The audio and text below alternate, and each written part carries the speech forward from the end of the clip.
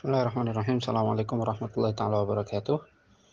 Alhamdulillah wassalatu wassalamu ala asyrafil ibadillah sayyidina Muhammad ibn Abdullah wa ala alihi wa sahbihi wa man sara binahjihi wa tabi'a hudah. Allahumma 'allimna ma yanfa'una wanfa'na bima 'allamtana wa zidna ilman wa fiqhan wa ikhlasan fid din bi rahmatika ya arhamar rahimin. Amma ba'du. Alhamdulillah, segala puji bagi Allah Subhanahu wa taala atas limpahan nikmat dan karunia-Nya. Salawat serta salam senantiasa tercurah limpahkan pada junjungan agung baginda Nabi Muhammad Sallallahu Alaihi Wasallam serta keluarganya, para sahabatnya, para pengikutnya hingga yaumil qiyamah. Amin amin ya rabbal alamin. Banyak berdatangan ya pertanyaan silih berganti dari satu orang, kedua orang, tiga orang dan seterusnya. Satu poin yang ingin Anda sampaikan tentang hadis yang beredar ini, kami sudah coba tanyakan ke guru kami yang memang pakar dalam ilmu hadis, Syekh Mar'i Hasan Ar-Rasyid.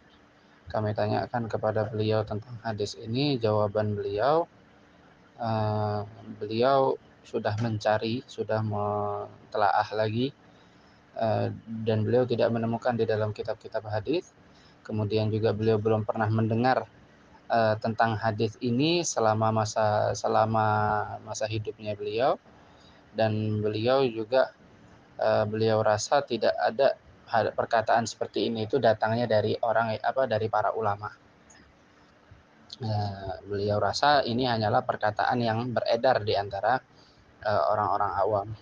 Nah, yang perlu jadi perhatian di sini, pertama, ingat Nabi Shallallahu Alaihi Wasallam bersabda, "Man kadzdzaba alayya muta'ammidan falyatabawwa maq'adahu minan nar." Siapa yang berdusta atas namaku, maka persiapkanlah dirinya, maka kursinya di api neraka itu sudah dipersiapkan. Falyatabawwa maq'adahu minan nar. Maka hendaknya dirinya mempersiapkan tempat untuknya di api neraka. Ya, kita tahu dosa berdusta atas nama Nabi Muhammad SAW itu adalah dosa yang sangat besar. Itu poin yang pertama yang perlu kita perhatikan, sehingga hendaknya kita berhati-hati.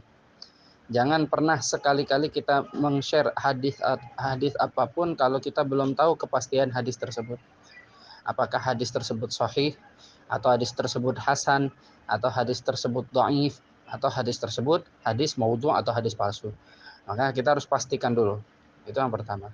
Kemudian yang kedua, ma'asyiral hadirin semua yang mendengarkan suara ini, kami sampaikan juga bahwasanya Nabi Shallallahu Alaihi Wasallam itu tidak pernah menggunakan kalender Masehi.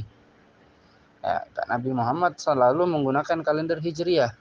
Memang pada waktu Nabi Muhammad wafat belum ada, tahun Hijriyahnya belum ada. Ya, tahun Hijriyahnya belum ada. Yang ada itu adalah tanggalannya saja, penanggalannya saja. Baru di zamannya Sayyidina Umar bin Khattab disepakati mulai tahun pertama penanggalan Arab itu dimulai dari hijrahnya baginda Nabi Muhammad SAW, sehingga disebutlah Hijriyah, ya, tahun Hijriyah.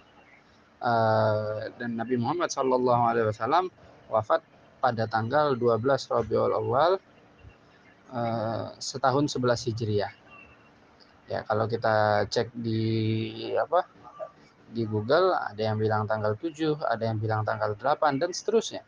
Tapi intinya satu poin yang paling penting, kita tidak perlu repot, kita tidak perlu menyibukkan diri untuk memperhatikan hal tersebut, karena yang terpenting adalah bagaimana hati kita senantiasa bersambung kepada baginda Nabi Muhammad SAW.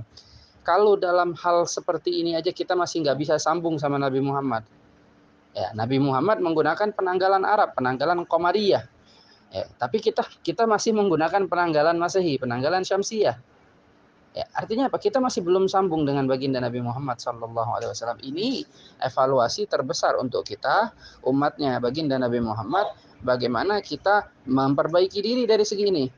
Kita ingin memperingati hari wafatnya baginda Nabi Muhammad, bersedih atas wafatnya Nabi Muhammad, tapi kita tidak mencerminkan hal tersebut, tidak mencerminkan rindunya kita pada Nabi Muhammad. Ya, kita tidak mengikuti apa yang Nabi Muhammad lakukan dari satu sisi ini aja saja, coba, yaitu dengan menggunakan penanggalan Hijriyah. Oleh karena itu, jadi evaluasi untuk kita semua, ya, baik yang berbicara ataupun yang mendengar, bagaimana kita stop, berhenti untuk ikut nge-share, untuk memperluas penyebutan istilah kelahiran tanggal 8 Juni, wafat tanggal 8 Juni ataupun tanggal 7 Juni dan lain sebagainya.